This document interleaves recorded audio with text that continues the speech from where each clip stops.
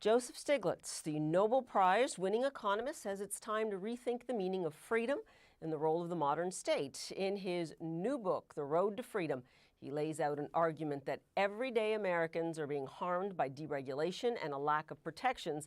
He writes that meaningful democracy has been undermined and the term freedom needs to be reclaimed from market purists. And Professor Joseph Stiglitz joins me now. And Professor, I'm going to really pardon myself and I'm going to ask your forgiveness because I'm going to go to what would have been the last question first. I've read your book. We will get to the very important points that you made.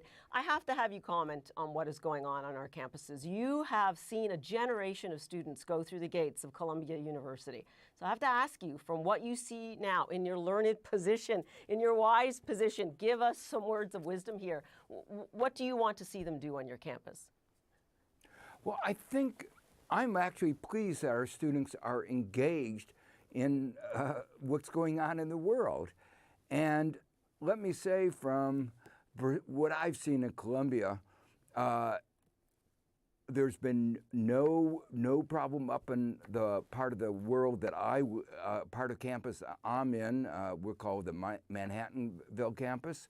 From what I've heard, what's going on in the main campus is very peaceful. It's a reminder to me of what happened, when I was young, civil disobedience, protest over civil rights.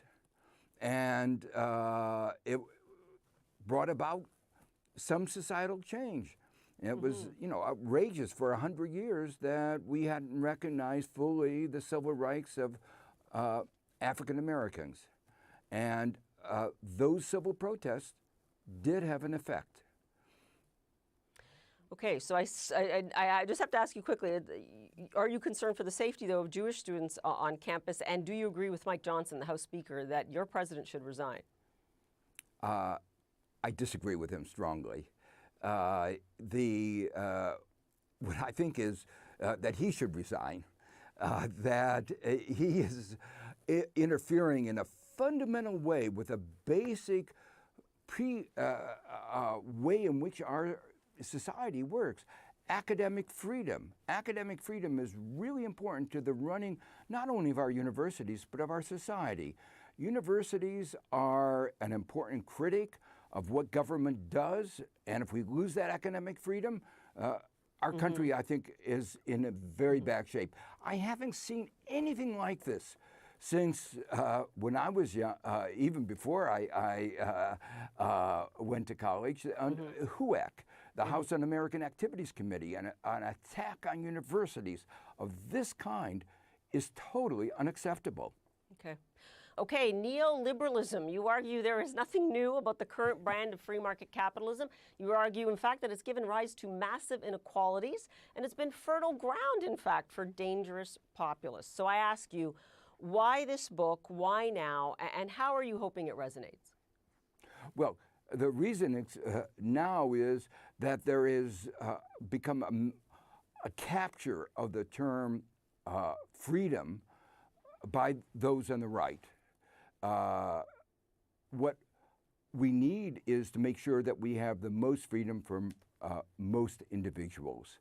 And the way we achieve that is not stripping away regulations, lowering taxes, but by working together. The Ten Commandments is itself a set of regulations. Thou shalt not steal is a regulation against stealing, but it provides more equality, more opportunity for the rest of our society because they are free from the fear of theft. And that's true of pollution, that's true of market power, monopoly power. What we know since the era of neoliberalism began is that growth has slowed by about 2/3, and what little growth we've had has gone almost entirely to the top. Those who are at the bottom have less freedom, less ability to do what they live up to to flourish, to live up to their capacities, because they aren't getting the investments in their education and health that they need. And the quantitative analysis over the last few decades certainly bears out what you're saying. But I want to ask you again, we set out the problem, right? We know what it is. But people in places like where you grew up, right? Gary, Indiana, they're living that right now. Solutions are needed, right? We don't need a performative thesis that the damage of free markets is done. So how to reclaim that economic and political freedom? How do we do it? Well, there are two parts of this. We have to understand what the economic agenda is, and that naturally what I focus on. We need to rebalance the role of the market and the government, recognize that we need a rich civil society, a free press, independent academic institutions. We can't have government interfering on the one hand and academic freedom in the way that Speaker Johnson is doing today. But we also need government to regulate the polluting companies from taking away our freedom to breathe. So we need that, and we need more public investments in education, health, technology. Just think of one thing. We wouldn't be here having this discussion today if we didn't have the vaccines against COVID-19. But those vaccines depended on government investments in mRNA, in the mRNA platform that quickly allowed us to develop a vaccine.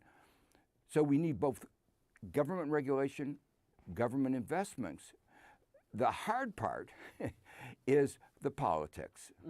And that's where our young people getting engaged in politics is so important. And it's so worrying to see this attempt to squash this kind of engagement. Professor Joseph Stiglitz, we have to leave it there for now. The book is The Road to Freedom, and I certainly appreciate you weighing in, especially on the topic of academic freedom. Thanks so much. Appreciate it. Thank you.